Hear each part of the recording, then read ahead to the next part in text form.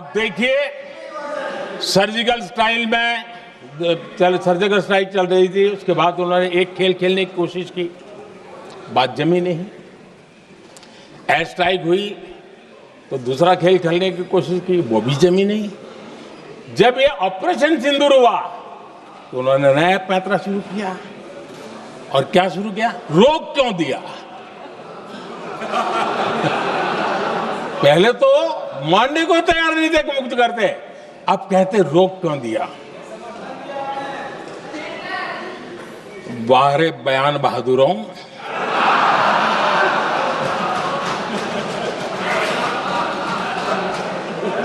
आपको विरोध का कोई न कोई बहाना चाहिए।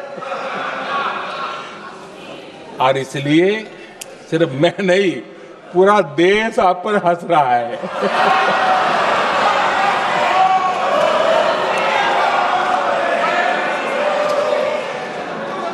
आदरणीय अध्यक्ष जी, सेना का विरोध, सेना के प्रति एक पता नहीं नेगेटिविटी, ये कांग्रेस का पुराना रवैया रहा। देश ने अभी अभी करगिल विजय दिवस मनाया, लेकिन देश पूरी तरह जानता है कि उनके कार्यकाल में और आज तक करगिल के विजय को कांग्रेस ने अपनाया नहीं। न करगिल विजय दिवस मनाया है, न करगिल विजय का गौरव किया। इतिहास साक्षी है अध्यक्ष जी। जब डोकलाम में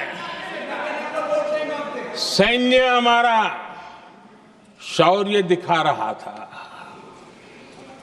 तब कांग्रेस के नेता चुपके चुपके किससे ब्रीफिंग लेते थे वो सारी दुनिया अब जान गई।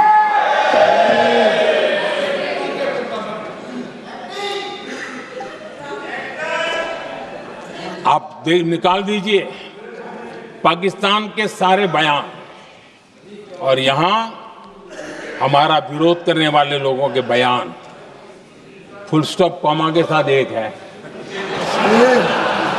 क्या कहेंगे इसको? और बुरा लगता है सच बोलते हैं तो। पाकिस्तान के साथ सुर में सुर मिला दिया जाता है। आदरणीय अध्यक्ष जी,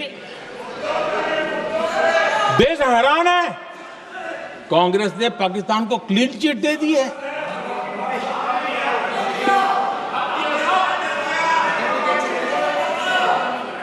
उनकी ये हिम्मत, और इनकी आदत जाती नहीं है, ये हिम्मत कि पहलगाम के आतंकी पाकिस्तानी थे, इसका सबूत दो।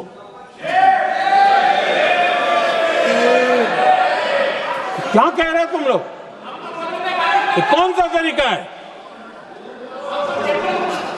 और यही मांग पाकिस्तान कर रहा है जो कांग्रेस कर रही है। और आदरणीय अध्यक्ष जी, आज जब सबूतों की कोई कमी नहीं है, सब कुछ आंखों के सामने दिखता है, तब ये हालत है। अगर ये सबूत ना होते तो क्या करते ये लोग, आप बताइए। आदरणीय अध्यक्ष जी,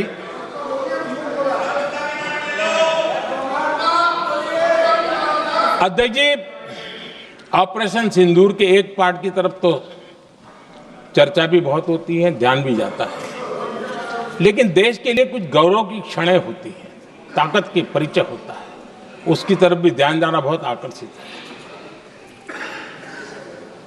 हमारे एयर डिफेंस सिस्टम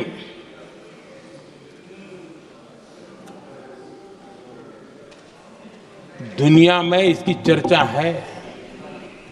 हमारे एयर डिफेंस सिस्टम ने पाकिस्तान की मिसाइल और ड्रोन्स उसको तिनके की तरफ बिखेर दिया था।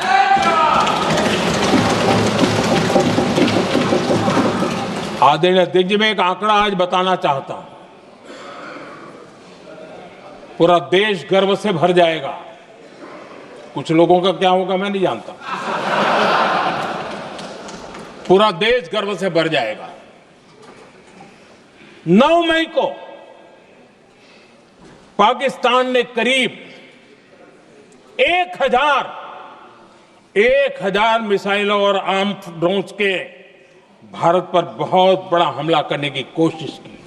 1000 ये मिसाइलें भारत के किसी भी हिस्से पर गिरती तो वहां भयंकर तबाही मचती, लेकिन 1000 मिसाइल्स और ड्रोन्स को भारत ने आसमान में ही चूर चूर कर दिया।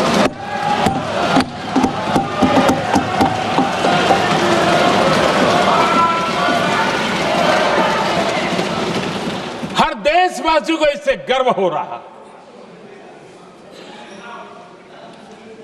लेकिन जैसे कांग्रेस के लोग इंतजार कर रहे थे, कुछ तो गड़बड़ होगी यार, मोदी मरेगा, कहीं तो फंसेगा।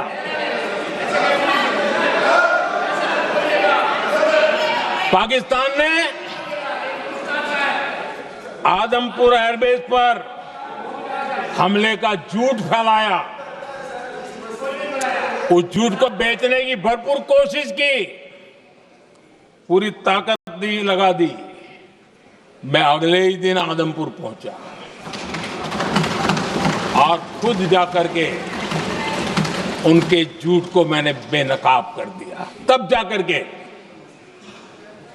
उनको अकल ठिकाने लगी कि अब ये झूठ चलने वाला नहीं है। आदरणीय अध्यक्ष जी, जो हमारे छोटे दलों के साथी हैं, जो राजनीति में नए हैं, उनको कभी शासन में रहने का अवसर नहीं मिला, उनसे कुछ बातें निकलती मैं समझ सकता हूं। लेकिन कांग्रेस पार्टी ने इस देश में लंबे समय तक राज किया है, उसको शासन की व्यवस्थाओं का पूरा पता है, उन चीजों से वो निकले हुए लोग हैं, उनके लिए शासन व्यवस्था क्या होती इसकी समझ पूरी है, अनुभव है उनके पास। उसके बाद भी विदेश मंत्रालय तुरंत जवाब दे, उसको स्वीकारना नहीं। विदेश मंत्री जवाब दे, इंटरव्यू दे, बार बार बोले, उसको स्वीकारना नहीं। गृह मंत्री बोले, रक्षा मंत्री बोले, किसी पर भरोसा नहीं। जिसने इतने सालों तक राज किया, उनको देश की व्यवस्थाओं पर अगर भरोसा नहीं है, तब शक उठता है कि क्या हालत हो गई है इनकी। आदरणीय अध्यक्ष जी, अब कांग्रेस का भरोसा पाकिस्तान के रिमोट कंट्रोल से बनता है और बदलता है।